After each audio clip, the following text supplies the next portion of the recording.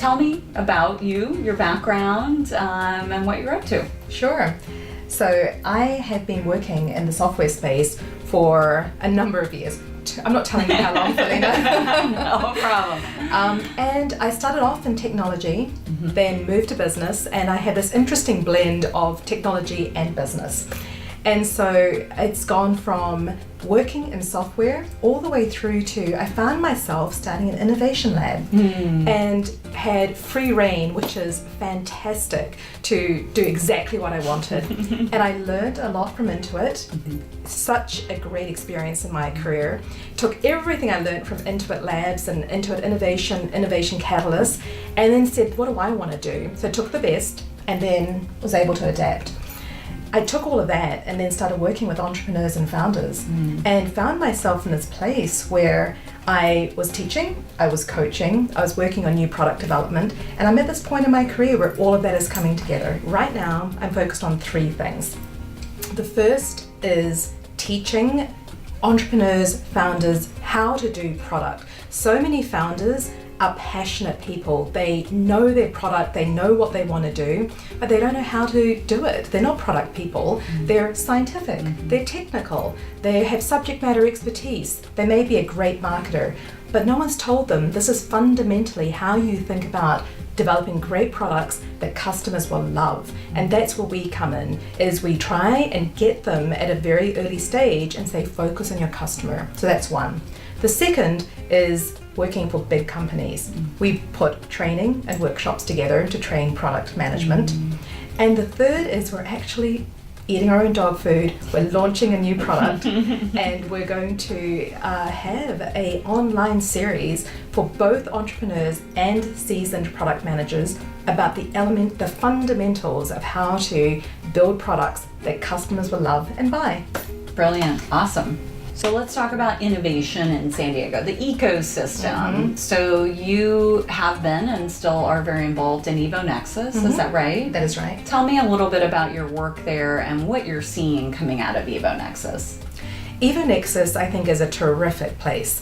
When I first got introduced to Evo Nexus, probably about 2 or 3 years ago, fell in love with the energy and the ability to support entrepreneurs and founders. I find that they're at a stage where they've moved on from an early stage development. So there's a couple of places that really support early stage thinking, business planning, business management. Evo is the place that takes them to, well, how do you get funding? How do you pull everything together and get money? And I think the magic of Evo is they start to match and they have the network to put people together, and being able to help sort of young entrepreneurs to be able to match people with the right skills.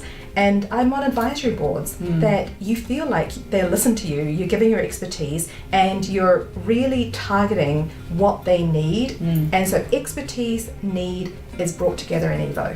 That's what I love about it. What I love about Hera is that what a really unfortunate gap is there's not many women entrepreneurs, and very, very few show up at any workshop that we do. Very few show up in terms of reviewing for Evo Nexus. And I know that I've talked to other committee members, and we really want more women entrepreneurs. And so there's another gap. And why do you think that is? Why are women not showing up? Is it fear? Is it that they're just incubating different types of businesses? What do you think's going on? So to be honest, I think there's not enough examples. If you take a look at most of the places I've talked about, there's a lot of men, and they're wonderful men, and they're super helpful and delightful people. But when you don't have role models, I think it's really hard to feel like you can step up to that. So there's a need for more women to show up, to be at that executive level, to be giving back, for entrepreneurs to be involved, and to have a community that feels like I can do that and I know who to talk to. And it's not kind of like it's not a young guys club. Sometimes it can kind of feel like that. I've talked to some women who have also mentored at Evo Nexus, and they do say that too. I mean, it's There's a lot of male energy there. Indeed, indeed. And that's what obviously we're excited to do at Hera Hub is give another option in that more early stage, obviously. And I think that really is with Hera Labs, the gap I know Sylvia really has been focused on filling is I have an idea, what do I do next? Exactly. You know, where do I go with it? I know this is a bit of a cliche, but whenever I have worked in workshops, and especially it is more obvious with Hera Labs, because Sylvia is bringing together just women. Yeah. They have great ideas. They're not confident. They are simply have all these self-imposed barriers in front of them that I can tell you no man I've ever mentored, I wish I'm adding barriers to them. I'm like, no, you got to think about this and you got to think about this, and no, you can't just ignore that. But women will put barriers that you're finding yourself saying, no, that's not a problem yet. Don't deal with something that's imaginary. So I think there's more opportunity to help with that. It's a much, much bigger problem.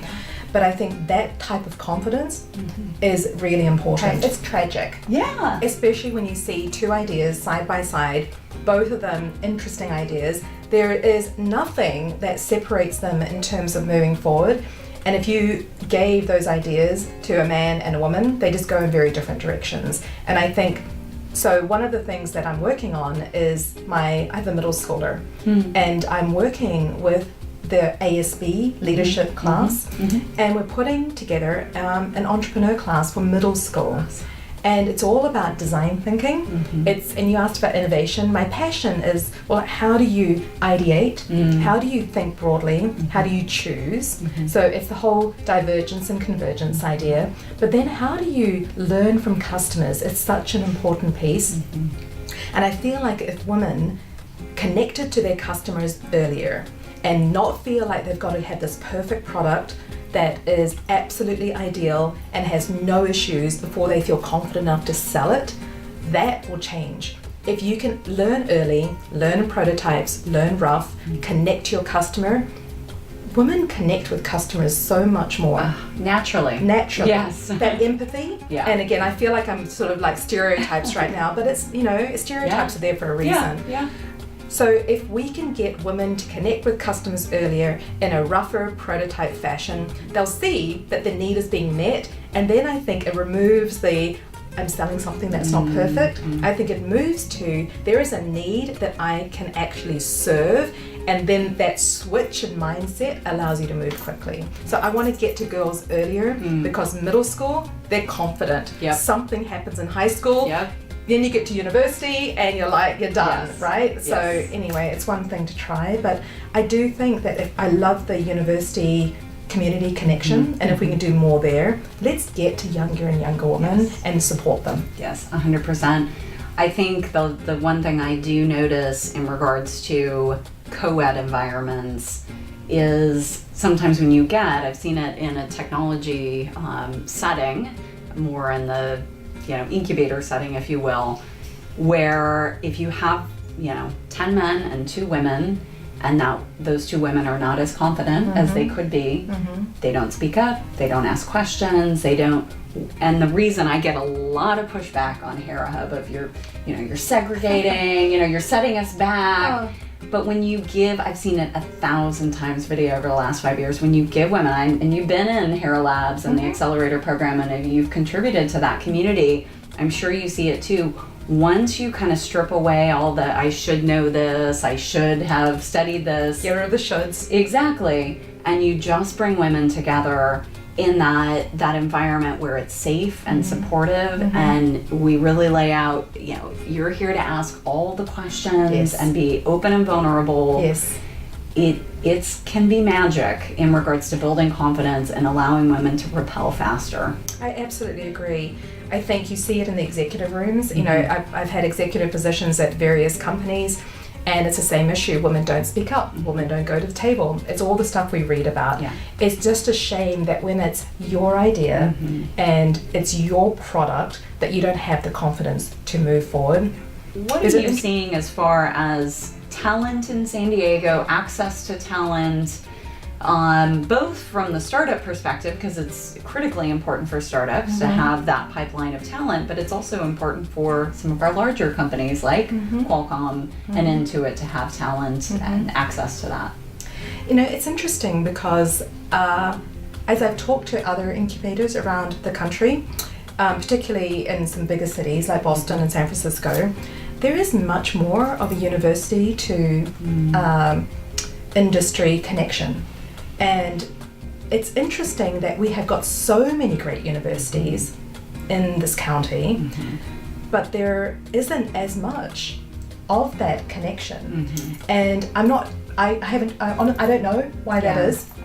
I think the opportunity is waiting to happen, but whether it's UCSD or USD or SDSU, we've got thousands and thousands of smart people who are being recruited out. Some of them like the lifestyle and will try and find a place to stay. But I think there could be a lot more opportunity to early on make those connections beyond internships, actual programs, actual sponsorship, ways that you can link what universities do with the community and the industry. So I think we can learn a lot from other cities. Absolutely. Much, Vidya. I really appreciate your time. Brilliant.